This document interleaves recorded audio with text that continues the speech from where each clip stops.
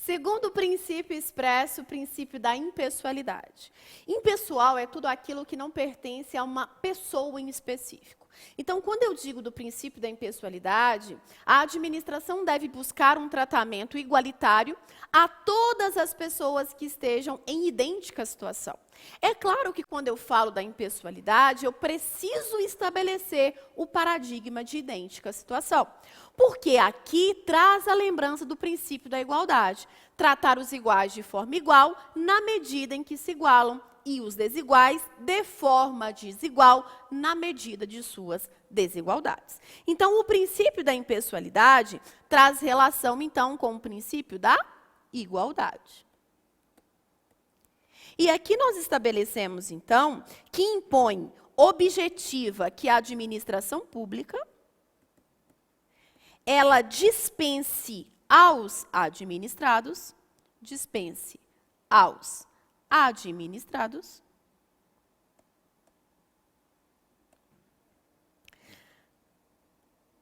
tratamento igualitário.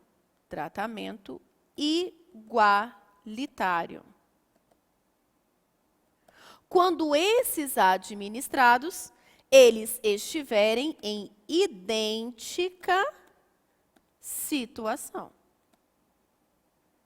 Se estão em idêntica situação, não justifica a administração pública conferir uma benesse para um e não conferir para outro, porque se eles estão em idêntica situação, tem que ter um tratamento igualitário. Se é vantagem, vantagem para todos. Se é a retirada de alguma garantia, a retirada para todos. Só que o que vai ser cobrado na sua prova são as vertentes do princípio da impessoalidade. Quando eu digo princípio da impessoalidade, duas vertentes vêm à mente. Primeiro, a questão da isonomia. A isonomia, ela tem a seguinte interpretação: igualdade de tratamento dos administrados. Se é igualdade de tratamento dos administrados, a pergunta é: pode haver discriminação? Isso é pegadinha de prova. Atenção. Pode haver discriminação? A discriminação, ela é permitida? A discriminação é legal? Ou a discriminação fere o princípio da legalidade? Primeira premissa, gente, é vocês entenderem que discriminar não é algo negativo. A raiz da palavra significa separar, colocar cada coisa em seu lugar. Discriminar, separar. Eu posso separar tanto para o bem, tanto para o mal. Então, a discriminação, por si só, não é algo pejorativo. Então, o STF já estabeleceu a seguinte premissa: é possível sim a discriminação, desde que seja uma discriminação positiva e não negativa. Tá bom, Núbia, mas como que eu vou diferenciar uma discriminação positiva de uma discriminação negativa? Dois critérios. Primeiro critério: a discriminação, para ser positiva e, portanto, admissível no ordenamento, ela tem que estar ligada ao objetivo da norma. E qual que é o objetivo da norma? Propiciar iguais condições. Então, se eu estou discriminando uma pessoa em relação à outra, dando mais garantias, significa que eu estou querendo oportunizar iguais condições. Segundo, tem que ter ligação com o cargo a ser exercido. Então, perceba aqui que quando eu falo disso, eu estou dizendo que para a discriminação ser positiva, ser legal, o fator de discrimen tem que ter ligação com o objetivo da norma. E qual que é o objetivo da norma? A igualdade de tratamento entre os administrados. E tem que ter ligação com o cargo, com a função a ser exercida.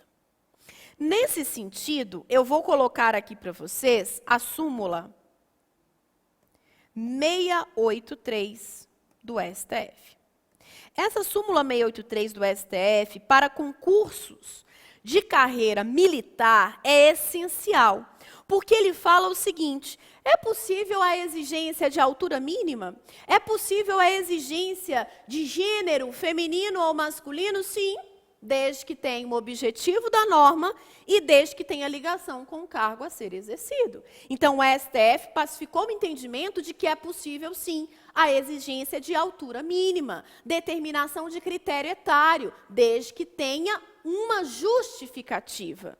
Então, quando eu falo o objetivo da norma, tem que ter uma justificativa.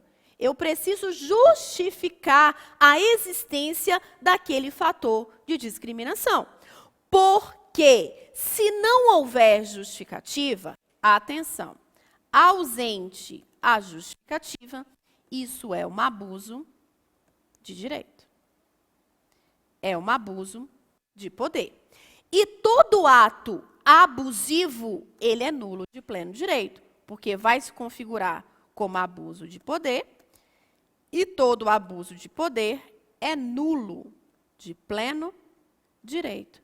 E por que todo abuso de poder é nulo de pleno direito? Porque ele viola a lei. Ele viola os limites que a lei estabelece. A lei diz, olha, só é possível discriminação se tiver esses dois fatores. Aí vem um administrador e pratica como se não houvesse amanhã, sem limite. É claro que o ato dele é nulo, porque ele é abusivo. Simples assim.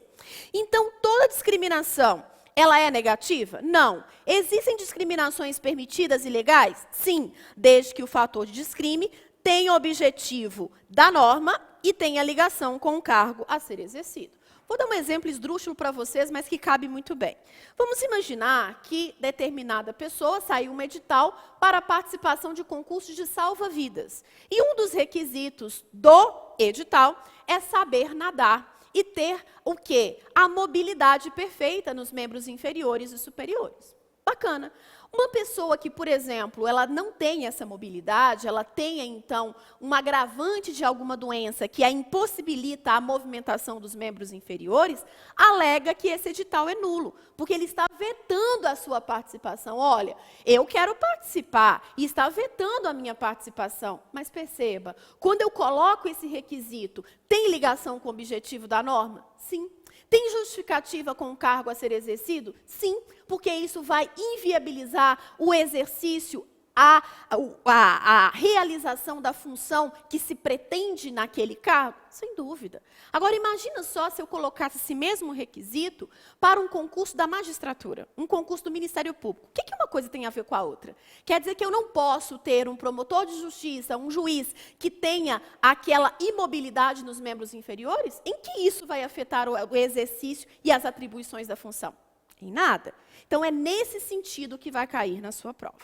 A segunda vertente do princípio da impessoalidade é a proibição da promoção pessoal. É muito importante que você entenda que busca-se a neutralidade do agente. Que agente? O agente público, claro. Se eu estou atuando, a atuação é em nome da administração pública e não em nome da pessoa física. Por isso, se houver uma promoção, a promoção tem que ser da administração e não do governante. Então, a promoção, ela é da administração e não do governante. Isso está expresso na Constituição, no artigo 37, parágrafo 1º aí da Constituição. Além disso, o próprio artigo 2º, parágrafo único,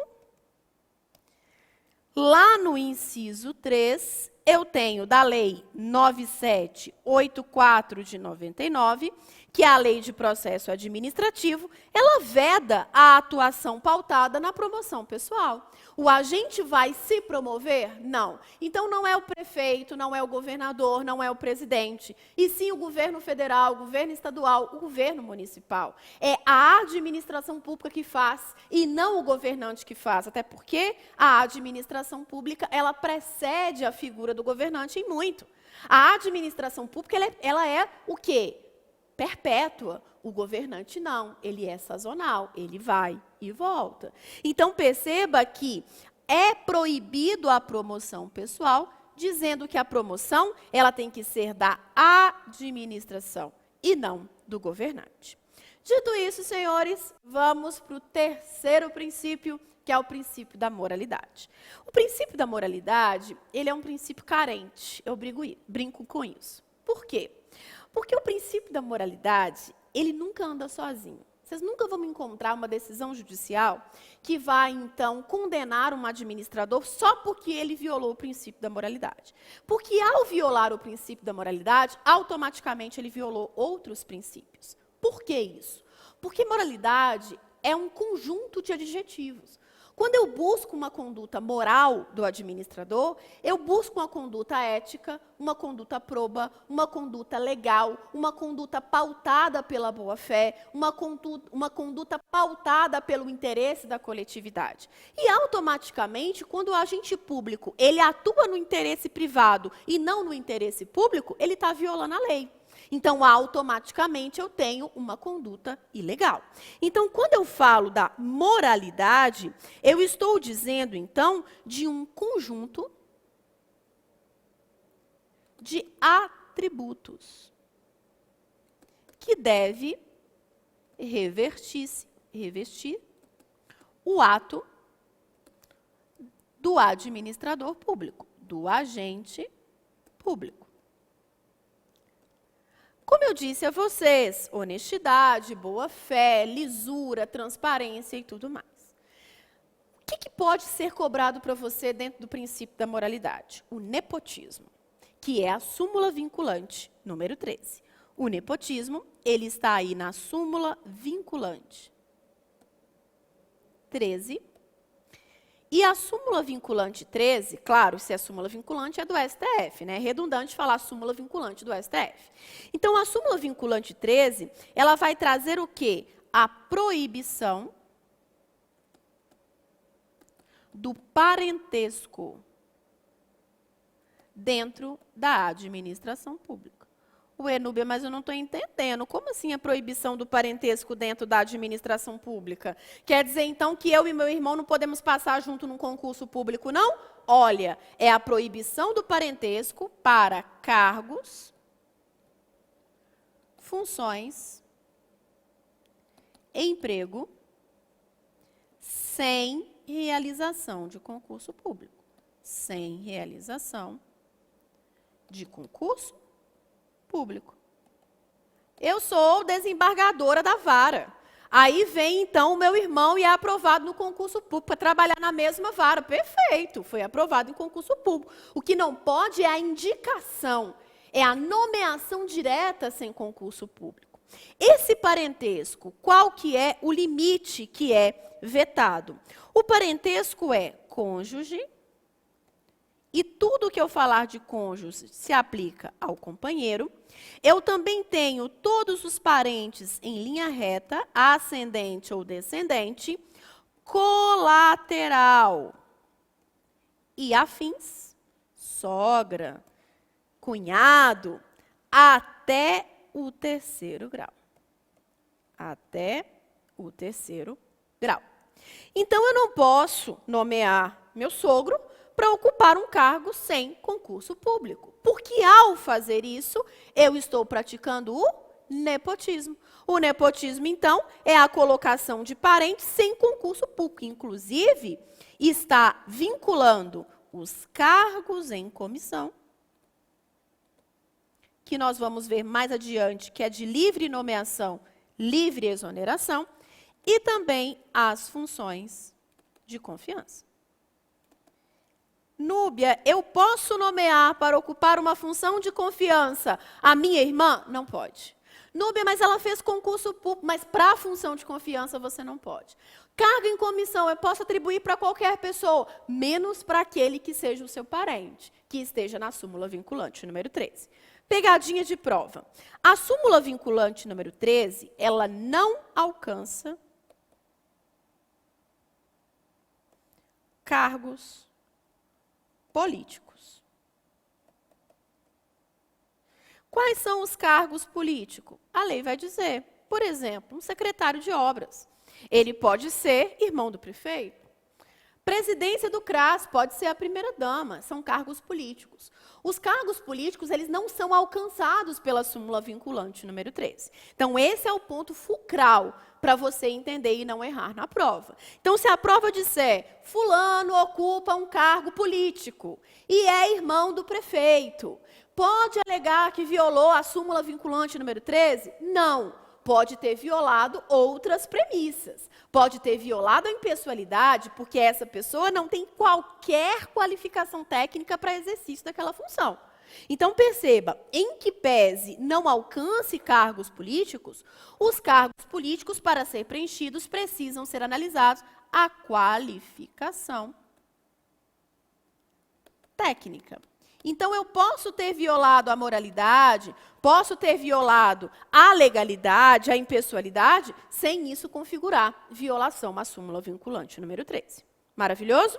Seguimos, então, para o quarto princípio, que é o princípio da publicidade. O princípio da publicidade diz que os atos da administração pública,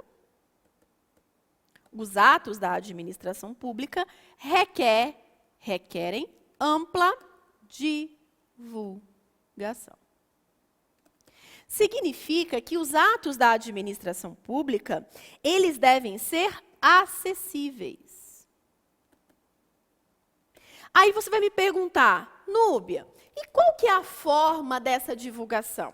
A lei vai estabelecer a forma. A lei estabelece a forma. A lei vai dizer se é para publicar no Diário Oficial, a lei vai dizer qual o prazo, a lei vai dizer se a publicidade vai se dar em períodos ali perenes ou uma vez só. Então, percebam que aqui, se a lei estabelece a forma, a publicidade não é livre. Ela é tal como a lei determina. Aí você vai me perguntar, Núbia, para que os atos administrativos, os atos praticados pela administração, têm que ser acessíveis, têm que poder ser conhecidos pelos destinatários? Primeiro, gente, é o principal efeito mesmo, para dar conhecimento de que existe uma norma. Segundo, que a partir do momento que há a publicização, que há a divulgação desses atos, eles podem ser cobrados do particular. O particular não pode falar, não sabia. Sabia sim, foi divulgado, foi publicado. Então, você tinha como saber. Ainda que você não saiba, você tinha como saber. Porque ninguém pode alegar desconhecimento de lei em favorecimento próprio. Então, se a administração pública coloca uma placa, proibido parar e estacionar, você vai lá e estaciona? Ela deu publicidade à proibição. Ela disse que era proibido. Ela publicizou. Ela visualmente colocou aquilo ali e você descumpriu a norma. Então, a partir daquele momento, ela pode aplicar a sanção. Então, percebam que quais são os efeitos da publicidade. Isso pode ser cobrado de vocês. Quais são os efeitos da publicidade? Primeiro, dar conhecimento. Esse conhecimento, ele pode ser tanto de uma obrigação positiva, de fazer, quanto uma obrigação negativa, de não fazer. Não parar, não estacionar. Positiva, a questão de funcionamento em horários determinados. Aí vem produção de efeitos, porque a partir do momento em que eu publicizo, os atos começam a surtir efeito. A partir do momento que eles surtem efeitos, eles podem ser cobrados dos destinatários. Eles podem ser cobrados do destinatário. Terceiro efeito, a contagem de prazo. Por exemplo, num processo administrativo. Num processo administrativo, A partir do momento que eu dou ciência ao investigado de que ele está sendo processado, começa a contar o prazo para que ele venha apresentar a sua defesa, por exemplo. E o último, controlar a atuação do administrador. A atuação do administrador público. Quem que controla a atuação desse administrador? Nós vamos ver que são os próprios órgãos internos, que são, por exemplo, a controladoria, ou então o próprio judiciário, porque o judiciário, nós vamos ver em atos administrativos, pode fazer o controle de mérito dos atos administrativos, do controle de legalidade, perdão, e não de mérito, dos atos administrativos. E aí ele vai controlar para saber se o ato foi praticado de acordo com a lei, nos limites da lei, tudo bonitinho. Núbia, todos os atos eles são públicos? Claro que não. E quando que não haverá publicidade enquanto preceito obrigatório da administração? Primeiro, gente, quando referir-se à informação sigilosa, secreta, ultrasecreta ou reservada. Segundo, quando essa informação colocar em risco a segurança do Estado, da sociedade e das pessoas. Então, perceba que se forem informações que, pela sua natureza, devam ser preservadas, a administração pública tem o dever de preservá-las e, obviamente, que não haverá a publicização desses atos. Exemplo, uma investigação policial. Imagina se um investigado ele pudesse requisitar ao órgão público que noticiasse para ele a quantas anda a investigação. Ora, seria, surreal imaginar uma situação dessa. Então, a publicidade não será exigida quando a natureza da informação, primeiro, ela for sigilosa, secreta, ultrasecreta, reservada, ou então, quando ela colocar em risco a segurança da sociedade, do Estado ou das pessoas. Maravilhoso? Seguimos. Quinto e último princípio expresso, que é o princípio da eficiência. O princípio da eficiência foi trazido pela Emenda Constitucional 19 de 98. A Emenda Constitucional 19 de 98 trouxe a questão da eficiência porque até então não existia uma administração pública gerencial. Não se preocupava com a racionalização dos recursos públicos. O administrador não estava nem aí em economizar dinheiro público. Então, o princípio da eficiência, ele veio para quê? Para racionalizar a máquina pública. Ele veio para racionalizar a máquina pública. E ele veio para dizer, olha, os fins não justificam os meios. Como assim os fins não justificam os meios? Os fins é a eficácia do ato. Quer dizer que o ato, ele produziu o resultado esperado. Exemplo, a construção de um hospital. Então, está lá, o hospital está em pleno funcionamento. O meio é a eficiência. A eficiência. A eficiência, ela não é o resultado. Ela quer dizer o seguinte: quais foram os meios utilizados para alcançar o resultado? E esses meios utilizados, eles têm que ser os mais racionais possíveis. Ou seja, eu preciso economizar. Eu preciso trazer o quê? Trazer que haja um rendimento funcional. Rendimento funcional. Para construir esse hospital, eu gastaria X.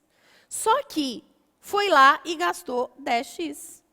Observem, houve a eficácia? Sem dúvida, houve a eficácia. mas não houve a eficiência, não houve a correta utilização dos recursos públicos, significa que eu preciso utilizar os meios adequados diante dos resultados pretendidos. E isso não aconteceu. Então, isso há a violação do princípio da eficiência. Bacaninha? Sim?